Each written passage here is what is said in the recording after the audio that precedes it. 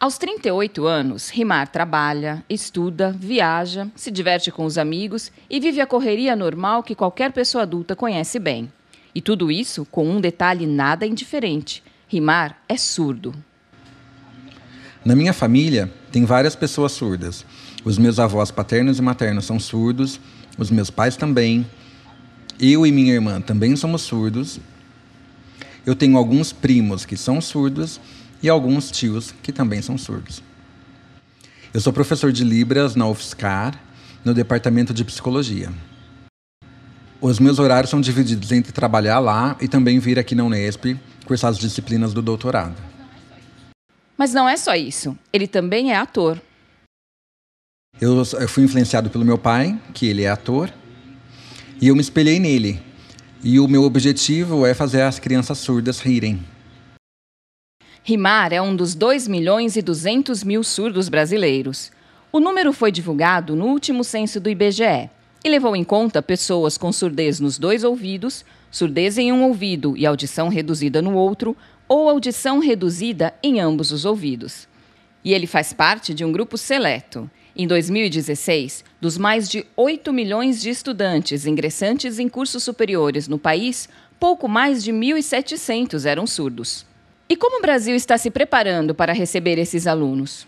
A gente tem uma lei e um decreto que foi instituído pelo governo brasileiro, que tem facilitado as ações de inclusão dos surdos na educação básica e na universidade. Mas a entrada dos surdos na universidade é muito recente, né?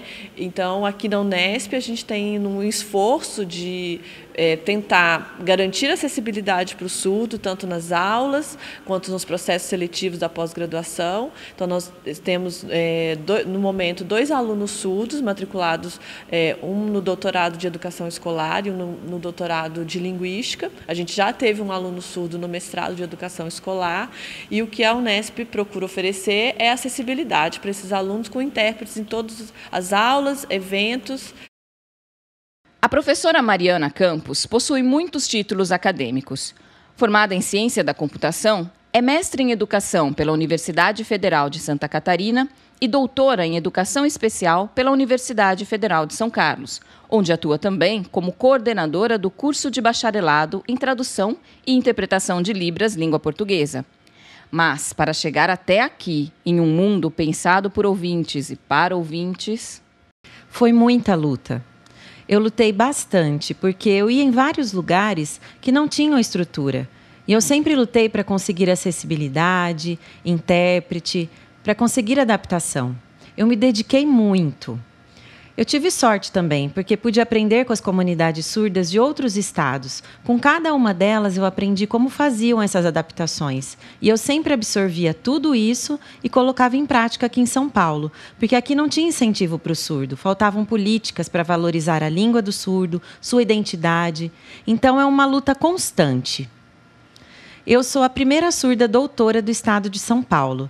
E, para mim, é uma responsabilidade enorme representar os surdos. Estudos apontam que de 90% a 95% das crianças surdas nascem em lares ouvintes. Embora o Brasil reconheça 2 línguas, o português e a língua brasileira de sinais, a imensa maioria das pessoas nunca teve contato com a Libras, o que gera uma série de dificuldades, tanto para os surdos quanto para suas famílias. O contato é em casa, nossos pais são nossos professores. E se os pais desconhecem a língua de sinais, o aprendizado... É tardio, aí eles vão querer, aí depois quando entra no primeiro ano, por exemplo, a gente chegou lá na escola, primeiro ano na escola, a criança não fala, não sinaliza, tem sinais domésticos que não são os sinais da língua, eles não leem, não escrevem, não copiam, não têm interesse, aí eles vão falar assim, olha, a escola tem que dar um jeito, né, como que faz? Aí eles procuram os profissionais, tradutores, intérpretes ou especialistas em educação de surdo, entendeu? Mas como se fosse algo milagroso, aí a família descobre que precisa aprender língua de sinais. Essa ideia de que, olha, é surdo, vamos ensinar Libras e a vida está resolvida, é um equívoco, porque se ele aprende, ele chega em casa, não consegue contar o que aconteceu na escola, ele não tem comunicação. Com a aquisição da língua, os espaços de interação são ampliados também.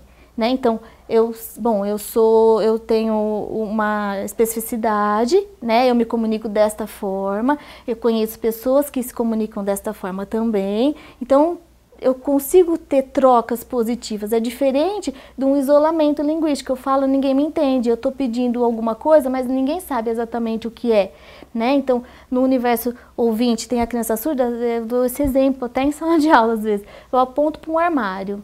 Eu aponto no armário, o que a criança surda apontou.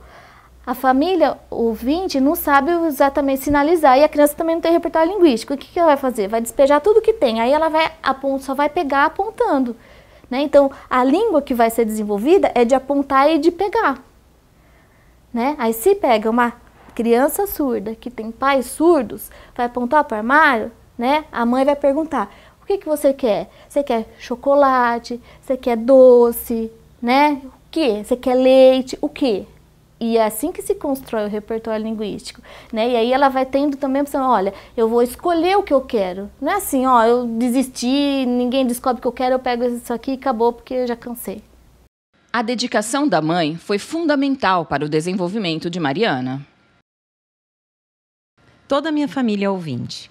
Eu sou a única surda, porque minha mãe teve rubéola na gravidez. Mas na família do meu marido, todas as pessoas são surdas. Eu sempre falo que eu tive sorte na minha vida, porque minha mãe é médica. E quando o pediatra disse a ela que eu nasceria com surdez, ela começou a pesquisar e a buscar saber como estimular uma criança surda. Como seria o desenvolvimento da minha linguagem? Na época, em 1981, a abordagem educacional nas escolas era comunicação total. E, a partir daí, minha mãe foi aprendendo e passou a acreditar no desenvolvimento de uma pessoa surda. Depois, ela conheceu o bilinguismo e decidiu que eu seria bilíngue. Eu morava em Ribeirão Preto e lá não tinha escola para surdos, nem profissionais, que não sabiam língua de sinais. Aí minha mãe começou a pensar como eu faria terapia com fono. Foi então que ela me levava para São Paulo, quando eu tinha 11 meses de idade, e lá ela aprendia Libras. Voltava para casa, me ensinava a minha família, e assim começamos a interagir. Então, desde bebê, eu fui estimulada no bilinguismo. A falta de conhecimento da Libras entre a população torna complicadas as atividades corriqueiras. Por exemplo, quando eu vou em lojas de roupa, alguns lugares eles não sabem se comunicar. Eles só fazem gestos ou mostram o tamanho da roupa, maior, menor, e aí sinalizando com a cabeça. É só isso. Eu pergunto quanto ao valor, eles me escrevem e é só isso. A evolução das políticas públicas faz diferença na vida dos surdos brasileiros. Que a gente tem evoluído na informação sobre quem é a pessoa surda, né? Ela não é muda, ela é surda, né? É uma pessoa, ela tem nome, e a questão da identidade como ela é importante nesse processo todo. Ao longo do tempo, as gerações foram mudando, e eu sou a terceira geração.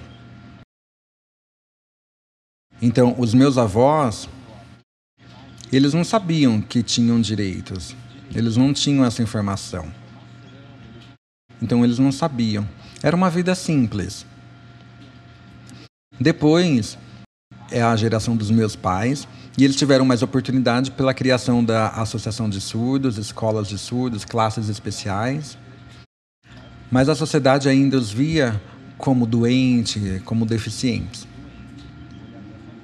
E agora é a minha geração, que é diferente da deles, porque eu sei que eu tenho direito. Eu tenho segurança, desde a Declaração de Direitos Humanos da ONU, eu sei disso, então nós lutamos por isso. O mês de setembro é celebrado mundialmente como Setembro Azul. A cor é uma referência à faixa que os nazistas utilizavam para identificar as pessoas com deficiência durante a Segunda Guerra Mundial e enviá-las para os campos de concentração. 3 datas são comemoradas no Brasil e no mundo. No dia 10, o Dia Mundial das Línguas de Sinais. Dia 26, Dia Nacional da Pessoa Surda. E no dia 30 de setembro, o Dia Mundial da Pessoa Surda. O Setembro Azul é um mês para celebrar conquistas, reivindicar direitos e, acima de tudo, motivar a reflexão. É preciso divulgar sobre quem é o surdo, respeitá-lo como pessoa que tem uma diferença linguística, que tem uma identidade própria, que tem uma cultura que precisa ser respeitada. Para mim, enquanto professora, é importante ensinar as crianças surdas, porque além de aprenderem comigo, terão um modelo de adulto surdo para se espelharem no futuro. Muitos ouvintes me olham e pensam: nossa, surdo? Sim, eu sou uma pessoa surda, uma pessoa como qualquer outra. Nós somos iguais. E sonhar em ter um dia, quem sabe em breve, um país bilíngue de fato. As pessoas que ouvem, elas precisam conhecer, saber Libras, mesmo que seja o básico da língua, aprender desde pequeno a língua de sinais. Uma língua do Brasil, uma língua brasileira, é um direito nosso.